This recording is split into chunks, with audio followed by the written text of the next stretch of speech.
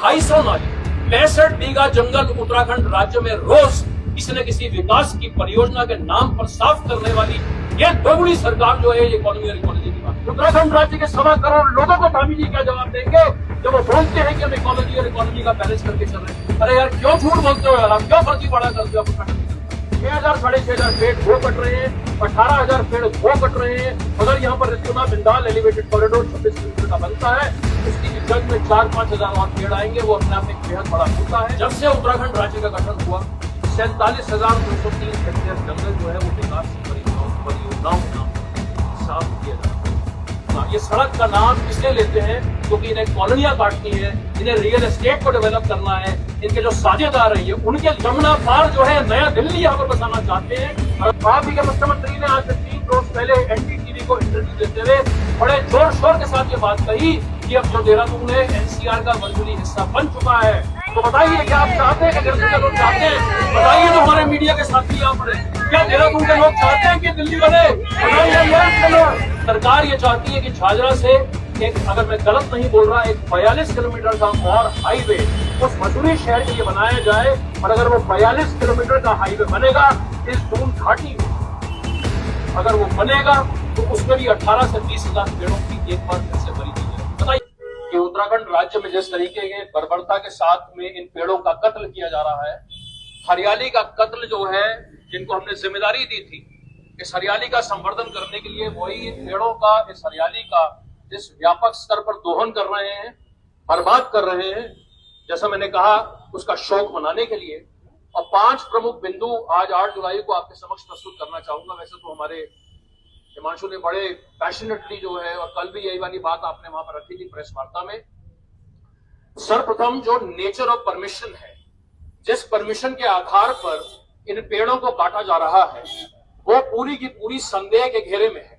आज हमारे कई युवा साथी ऋषिकेश से वो मौके पर मौजूद हैं और वो वहां के लोगों से, जो वहां पर वन कर्मी हैं, उनसे बार बार ये मांग कर रहे हैं कि आप बताइए कि आप किस आधार पर, आपको किसने परमिशन दी कि आप यहाँ पर किस आधार पर पेड़ों को काट रहे हैं। तो आप में से अगर किसी को चाहिए होंगे, उन्होंने वो कागज मुझे भेजे।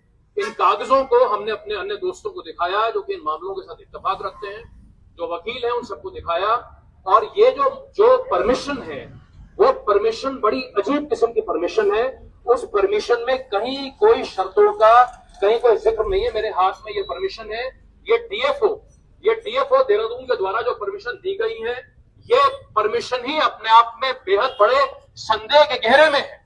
और हम मांग करते हैं देहरादून के डीएफओ से, उनके आला अधिकारियों से, कि वो उत्तराखंड की जनता को ये बताएं कि किस आधार पर आपने इस परमिशन को दिया है। हमारी कम से कम सोच और समझ ये है कि यह परमिशन इलीगल है, संवैधानिक है। तो उनको, जो डीएफओ है, उन्हें क्लियरली इस बात को स्पेसिफाई करना चाहिए कि उन्होंने किस कंडीशन के आधार पर इन परमिशंस को दिया है। दोस्तों, जो दूसरा बिंदु है वो समय को लेके है। आज 8 जुलाई है, बरसात का सीजन शुरू हो चुका है और हमारे जहन में ये सवाल है सौरभ जी कि ऐसी क्या अफरा तफरी है, ऐसा क्या जुनून है कि मॉनसून के समय में, बरसात के समय में ही इन पेड़ों को काटा जाना है। हमारे भी कई दोस्त हैं, कई मित्र हैं, वन विभाग में भी हैं, आला अधिकारी हैं, और उनका स्वयं कहना है कि इस उत्तराखंड राज्य में बरसातों में पेड़ नहीं काटे जाते, वन नहीं काटे जाते। हम पूछना चाहते हैं सरकार से, सिस्टम से, सत्ता से, कि ऐसी क्या जल्दी है, ऐसी क्या हड़बड़ाहट है? क्या आप लोग घबराए हुए हैं कि हम लोग कोर्ट में चले जाएंगे और कोर्ट जो है आपके मंसूबों को नस्ते नाबूद कर देगा? तो ये बड़ा महत्वपूर्ण है। ये गलत क्यों है, ये समय गलत क्यों है? सर्वप्रथम जो लोग पेड़ों को काट रहे हैं, ये उनके लिए गलत समय है, क्योंकि बरसात का समय है, ये उनके लिए डेंजरस है। पहली बात ये। दूसरी बात यह है कि इस समय, जैसा हम सब जानते हैं, जो सॉइल होता है वो बड़ा लूज होता है। तो जब आप बरसात के सीजन में पेड़ों को काटेंगे तो वो पेड़ के लिए भी खतरनाक है, और जो बाकी पेड़ आसपास हैं उनके लिए भी बेहद घातक है। इसी के साथ में हमारी वाइल्ड लाइफ के लिए ये मॉनसून सीजन जो है, ये एक ब्रीडिंग सीजन है, और हम उस ब्रीडिंग सीजन को, उस वाइल्ड लाइफ को अपने मंसूबे के कारण बर्बाद करने पर तुले हुए हैं। इसी के साथ में, जैसे मैंने कहा, ये जो पूरे सवाल हैं, ये टाइमिंग के, ये वाइल्ड लाइफ के साथ में और सिल्वी कल्चर के मुद्दे से जुड़े हुए। तीसरा बिंदु जिसका भी हिमांशु ने जिक्र किया, जो हाथियों को लेकर के है या एलिफेंट्स को लेकर के है, जैसा आपने बिल्कुल सही कहा कि वो एक कीस्टोन स्पीसीज है, और एक कीस्टोन स्पीसीज का जो उद्देश्य है या जो उसका कंट्रीब्यूशन है, उसका कंट्रीब्यूशन अपने से कहीं आगे है। तो हाथियों का होना वो सिर्फ हाथियों के लिए जरूरी नहीं है, लेकिन उस पूरे इकोसिस्टम में उनका बेहद बड़ा योगदान है। हाथी जो है, जैसा हम सभी जानते हैं, मेमोरी के आधार पर चलते हैं। हाथियों को कैसे पता कि एनएचएआई ने या उत्तराखंड सरकार ने अब 4 अंडरपास बना दिए हैं और अब हम इनको इन अंडरपास से जाना पड़ेगा? ये भी कॉमन सेंस की बात है। हम सभी आम नागरिक हैं, हम कोई जियोलॉजिस्ट, साइंटिस्ट, एक्सपर्ट नहीं है, लेकिन उत्तराखंड राज्य में मानव वन्य जीव संघर्ष में बेहद बड़ी बढ़ोतरी हुई है, और ये कोई रॉकेट साइंस नहीं है कि हम इस बात का अनुमान लगाएं कि इस प्रोजेक्ट के बाद में ह्यूमन एलिफेंट कॉन्फ्लिक्ट ने निश्चित तौर पर बढ़ना ही बढ़ना है। ये हमारा तीसरा बिंदु है। हमारा चौथा बिंदु दोस्तों बड़ा महत्वपूर्ण है, और ये जो चौथा बिंदु है, ये 53,000 स्क्वायर किलोमीटर में फैले हुए उत्तराखंड राज्य में उस गलियारे से कहीं आगे बढ़ा और पूरा विकास का मॉडल है दोस्तों। और विशेष तौर पर मैं युवाओं से आग्रह करूंगा कि आपकी डंके की चोट पर धामी सरकार से ये पूछिए कि आपका डेवलपमेंट का मॉडल क्या। शेम शेम बनता नहीं बनता है, Shem shame on this development model. ये जो डेवलपमेंट मॉडल है दोस्तों, ये आपको और हम सबको लॉलीपॉप देने के लिए डेवलपमेंट मॉडल है। इस डेवलपमेंट मॉडल में कभी मसूरी का नाम लिया जाता है, कभी पर्यटक को सुविधा देने का नाम लिया जाता है, कभी 4 धाम का नाम लिया जाता है, कभी कोई नाम लिया जाता है। लेकिन हमें भी इस राज्य में रहते हुए कुछ समय बीत चुका है, और हम जानते हैं कि ये सारी की सारी कैप्सूल हैं, क्योंकि अंततः तत्व आप इस दून घाटी की ही अगर बात करें, जब हम डेवलपमेंट मॉडल की बात कर रहे हैं, वैसे तो आप सभी लोग जागरूक हैं, बेहद जागरूक हैं, लेकिन ईरा अगर हम कुछ चंद प्रोजेक्ट्स की बात करें, आशा रोड़ी के बाद में, just to sort of refresh and recap, उस दिल्ली देहरादून एक्सप्रेसवे के बाद में आशा रोड़ी से झाझरा होते हुए 6,000 साढ़े 6,000 पेड़ जो है वो काटे जा रहे हैं। उसमें से 5,000 पेड़ कट चुके हैं, 1,000 पेड़ और कटने बाकी हैं। तो ये पहला।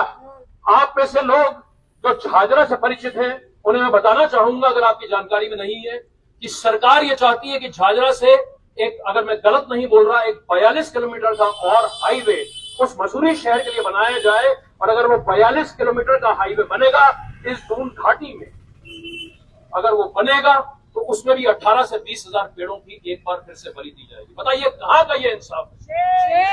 क्या जवाब देंगे धामी जी उत्तराखंड राज्य की जनता को? उत्तराखंड राज्य के 1.25 करोड़ लोगों को धामी जी क्या जवाब देंगे जब वो बोलते हैं कि हम इकोलॉजी और इकोनॉमी का बैलेंस करके चल रहे हैं? अरे यार, क्यों झूठ बोलते हो यार आप? क्यों फर्जीवाड़ा करते हो आप उत्तराखंड की जनता से? तो 6,000 साढ़े 6,000 पेड़ वो कट रहे हैं, 18,000 पेड़ वो कट रहे हैं। अगर यहाँ पर Rispana Bindal elevated corridor 26 kilometre का बनता है, उसकी भी जग में 4-5 हजार और पेड़ आएंगे, वो अपने आप एक बेहद बड़ा मुद्दा है। इसके अलावा और तमाम हजारों पेड़ों की बलि दी जा रही है। और अगर आप दून घाटी के चारों तरफ अपनी नजर दौड़ाएं तो आप ये पाएंगे। और दोस्तों, अपने अनुभव के आधार पर मुझे कम से कम लगता है कि इनकी पूरी योजना, ये सड़क का नाम इसलिए लेते हैं क्योंकि इन्हें कॉलोनियां काटनी है, इन्हें रियल एस्टेट को डेवलप करना है। इनके जो साझेदार हैं ये उनके लिए जमुना पार जो है नया दिल्ली यहाँ पर बसाना चाहते हैं। अगर आपकी जानकारी में ना हो तो आपके मुख्यमंत्री ने आज से 3 रोज पहले एनडीटीवी को इंटरव्यू देते हुए बड़े जोर शोर के साथ ये बात कही कि अब जो देहरादून है एनसीआर का वर्चुअली हिस्सा बन चुका है। तो बताइए क्या आप चाहते हैं कि देहरादून के लोग चाहते हैं? बताइए तो हमारे मीडिया के साथी यहाँ पर है, क्या देहरादून के लोग चाहते हैं कि दिल्ली बने? बताइए। मुर्दाबाद, हमारी बहन कह रही है मुर्दाबाद। हम इस आइडिया का मुर्दाबाद करते हैं, यहाँ पे इस आइडिया को यहाँ पर दफन करते हैं। हम कतई ये नहीं चाहते, देहरादून के लोग, उत्तराखंड के लोग कतई नहीं चाहते कि दिल्ली बने। दोस्तों, इसी बात को आगे बढ़ाते हुए बताना चाहूंगा कि हमारे पास में एक आरटीआई जवाब भी है।